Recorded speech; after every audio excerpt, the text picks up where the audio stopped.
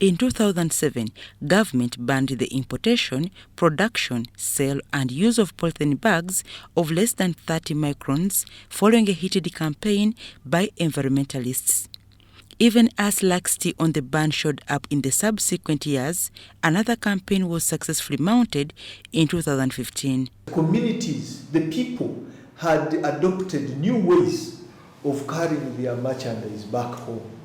And many people were beginning to purchase bags that they would use to purchase their products, their commodities from the shops.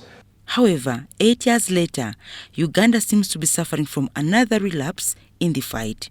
Geoffrey Kamesi, a renowned environmentalist and executive director by Vision Africa, attributes this to poor enforcement of laws and policies. There was time when it was almost impossible to throw a litter out of the car. The laws were working. People had totally begun to discipline themselves. They had changed their lifestyles. Government should go back to that kind of level where they had banned the free supply. You know, even when you don't want a plastic in the supermarket, you must take it. So at times you go and witness people getting out of a supermarket and you feel sorry. Because somebody is carrying so many useless bags and taking them where? Into the environment. So I think the key thing here is enforcement.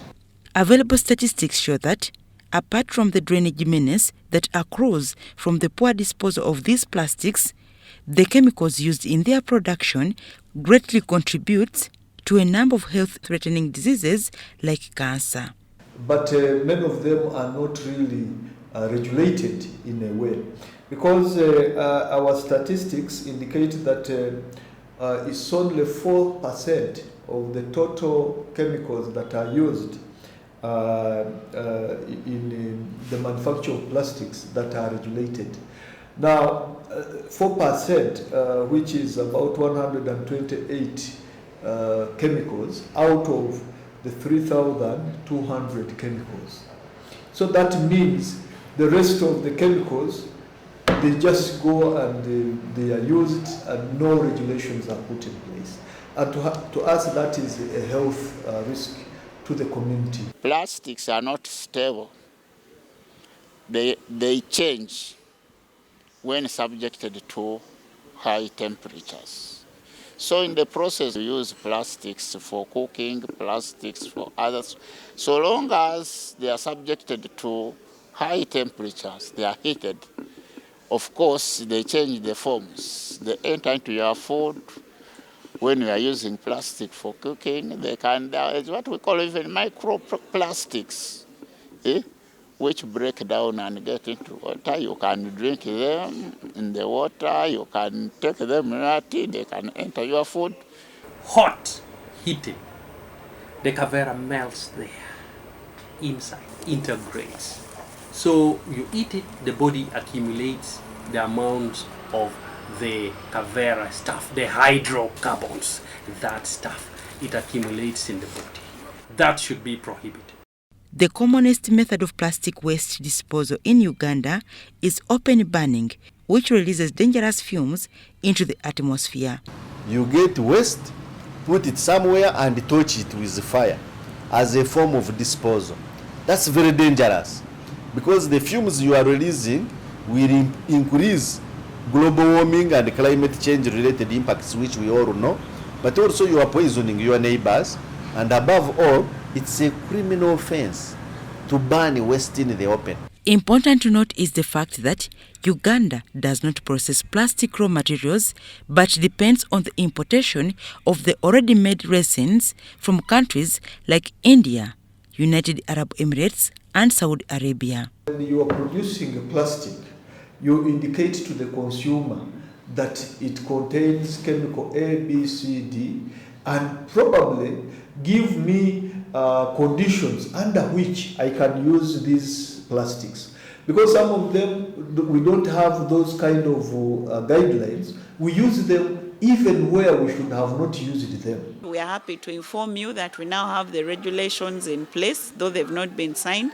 We are going to develop guidelines, and this will regulate the use of the importation, the export, the use, and the disposal of chemicals. The United Nations Environmental Programme is currently hosting a series of international negotiating committees aiming at having a global treaty on plastic use. I think we need to, as a country, to be very supportive of the process and also contribute ideas towards the management of plastics. It's from the plastic treaty, because most times that we failed also to make policies here. Sometimes we make policies like we made for the polythene, but the implementation still didn't work out. Maybe if we participate in the treaty, we think also when we domesticate such, we come up with our own policies. Since we are members, the other side, I think our policies maybe will work here. For now, exploring the other alternatives of plastics like Kavera seems to be the ideal solution to the menace accruing from the use of plastics. As a country, we don't need to wait for Kenya, we don't need to wait for the global world. We can begin thinking of an alternative, a homemade kind of alternative that can substitute the polythene bags. I think there is a need, a robust awareness which is supposed to be done countrywide. For example, somebody who is aware cannot use polythene paper to cook or even to light sigiri, because when you are lighting, you are burning and the smoke is coming, you are breathing it, you are killing yourself before even you eat the food. So we need to raise awareness so that the communities or the general public becomes aware of the hazards that are involved with the use of plastics. Dorcas Kimono, UBC News.